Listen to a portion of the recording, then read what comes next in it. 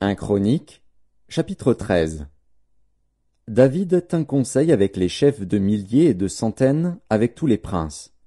Et David dit à toute l'assemblée d'Israël, « Si vous le trouvez bon, et si cela vient de l'Éternel, notre Dieu, envoyons de tous côtés vers nos frères qui restent dans toutes les contrées d'Israël, et aussi vers les sacrificateurs et les Lévites dans les villes où sont leurs banlieues, afin qu'ils se réunissent à nous, et ramenons auprès de nous l'arche de notre Dieu, car nous ne nous en sommes pas occupés du temps de Saül. » Toute l'assemblée décida de faire ainsi, car la chose parut convenable à tout le peuple.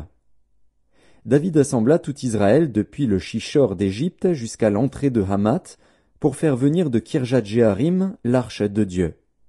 Et David, avec tout Israël, monta à Baala, à Kirjat-Jéarim, qui est à Juda, pour faire monter de là l'arche de Dieu, devant laquelle est invoqué le nom de l'Éternel qui réside entre les chérubins. Ils mirent sur un char neuf l'arche de Dieu, qu'ils emportèrent de la maison d'Abinadab. Uza et Agjo conduisaient le char. David et tout Israël dansaient devant Dieu de toute leur force, en chantant et en jouant des harpes, des luths, des tambourins, des cymbales et des trompettes.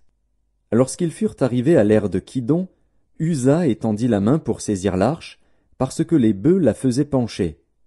La colère de l'Éternel s'enflamma contre Uza, et l'Éternel le frappa parce qu'il avait étendu la main sur l'arche. Uza mourut là, devant Dieu. David fut irrité de ce que l'Éternel avait frappé Uza d'un tel châtiment, et ce lieu a été appelé jusqu'à ce jour Péretz Uza. David eut peur de Dieu en ce jour-là, et il dit, « Comment ferai-je entrer chez moi l'arche de Dieu ?» David ne retira pas l'arche chez lui dans la cité de David, et il la fit conduire dans la maison d'Obed-Édom de Gath. L'arche de Dieu resta 3 mois dans la maison d'Obed-Édom, dans sa maison. Et l'Éternel bénit la maison d'Obed-Édom et tout ce qui lui appartenait.